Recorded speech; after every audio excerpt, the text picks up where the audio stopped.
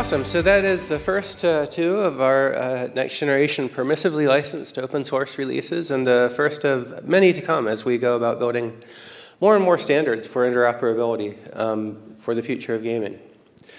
And now I'd like to go and talk about the game business, which is in a time of both crisis and also opportunity. On the upside, there's a new generation of gamers coming in with new tastes in games, and they're playing games at a higher rate than any previous generation before. And the biggest games, like Fortnite, are once again growing and thriving.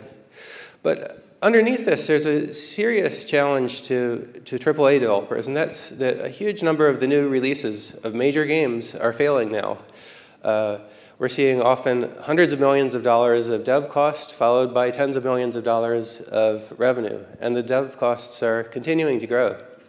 It feels to many like a tidal wave is sweeping over the AAA game business. I'd like to back up. Everybody has their theory for why this is happening, but I'd like to back up and identify kind of the key generational changes and trends that are behind this. Because if we want to come up with an honest solution, we have to accurately identify the problem. And one of the key trends is that gaming is increasingly becoming socially driven.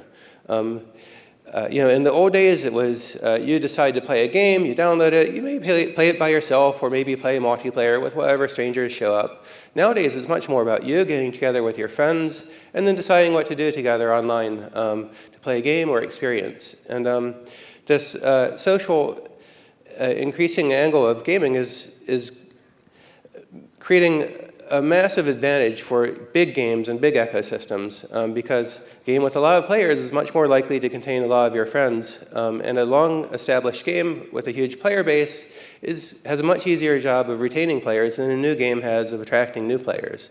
Thus, we've seen a lot of the major new multiplayer games not gain a sufficient community and momentum to survive, though in the past they might have. The other big change that's affecting gaming is that the economy is shifting from buying games to buying things in games. And whether you're a fan of this or not, the arithmetic of it is undeniable. And this is another thing that reinforces the success of very large existing ecosystems in games and makes it ever harder for new entrants to get in. And that is if you've been playing a game for a long time and it has a huge player base, then you can buy with confidence knowing that the things you purchase will still be useful to you days, weeks, or years later. Whereas when a new game comes out, it's a much more difficult decision to spend. You're not sure if you're going to play it next day, next week, next month, and are much less likely to spend. And the final trend that's affecting gaming is that the market for players' attention has become extraordinarily competitive, more so than I've ever seen before in my lifetime when we were competing with lame television and other things. Nowadays, there's all kinds of social media platforms, as well as things like prediction markets that trend almost into vice, all competing for people's times, all very effectively.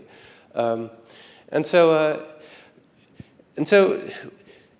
to overcome these trends, the game industry, whether we like it or not, is reorganizing itself. And there are kind of two big predictions for the future as these problems reverberate throughout the industry.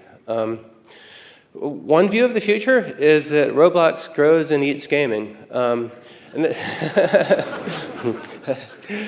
lot of people are saying this online. But what you have there is a centralized platform with a single gatekeeper that commoditizes all content, takes more than 70% of revenue, and has 450 million users on board. And so that's a real challenge to game developers. But we believe in a very different future, and a much brighter one for the people in this room, and that is that a future of high-quality gaming rising to the challenge and linking up our content, linking up our communities, and linking up our economies to deliver fun and to serve gamers with great games in a way we've never done before.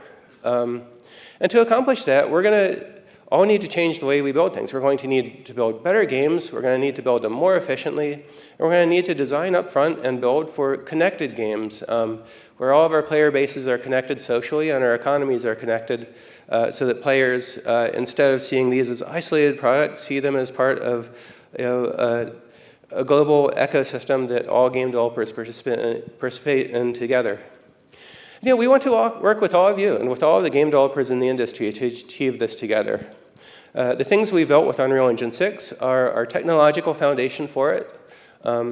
And we believe that this is a big challenge that we all have to rise to. We need to win the competition for players' time, not only against other games, but also against YouTube and TikTok and everything else that people are doing online.